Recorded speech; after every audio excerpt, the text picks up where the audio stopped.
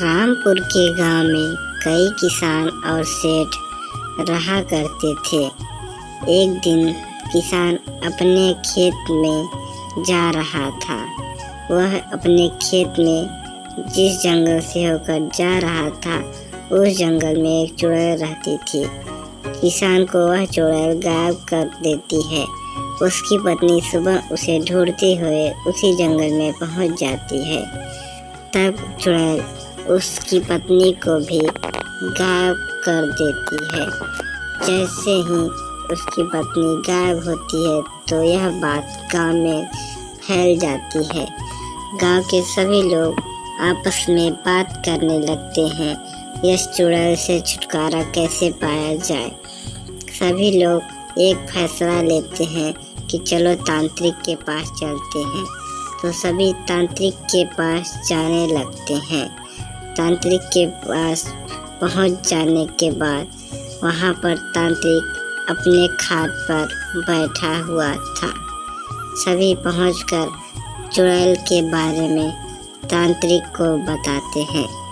तांत्रिक कहता है कि आप सब जाइए घर, हम सुबह आएंगे और कार्य करेंगे अपना।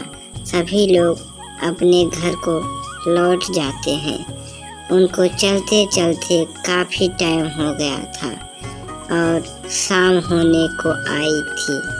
धीरे धीरे वह लोग अपने घर को पहुंच जाते हैं।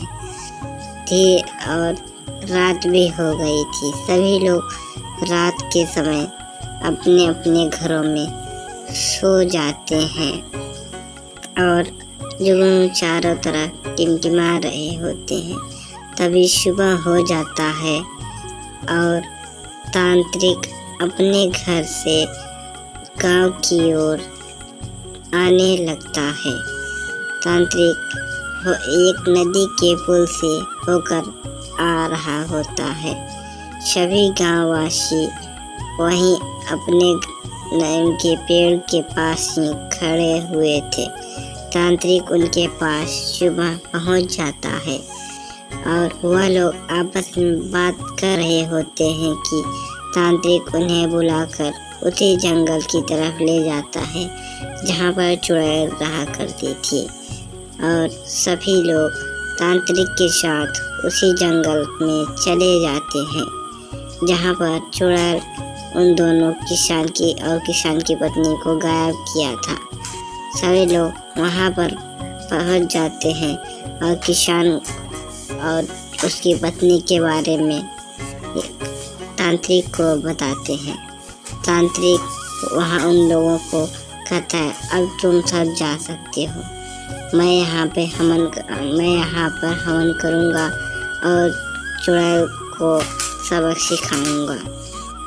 तब तांत्रिक हवन करने बैठ जाता है। उसे हवन करते 1 दिन से 2 दिन और 2 दिन से 3 दिन हो जाता है। तभी चुड़ैल वहाँ पर आती है और तांत्रिक उसे कहता है, हे दुष्ट चुड़ैल, तुम हम इन गांव वालों को क्यों परेशान कर रही हो। तभी यह चुड़ैल अपने जीवन में घटित सभी घटनाओं को उस तांत्रिक को बताने लगती है, जो भी उस चुड़ैल के साथ हुआ था इस जंगल में।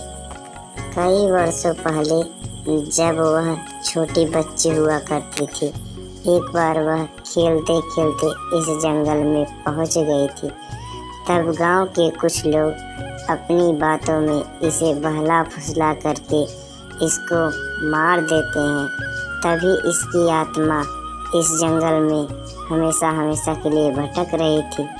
और तब तांत्रिक बोलता है, चुड़ैल बहन, मुझे माफ़ कर दो, अभी मैं इस जंगल से तुमको आज़ाद कर देता हूँ। तभी तांत्रिक चुड़ैल को इस जंगल से हमेशा हमेशा के लिए आज़ाद कर देता है।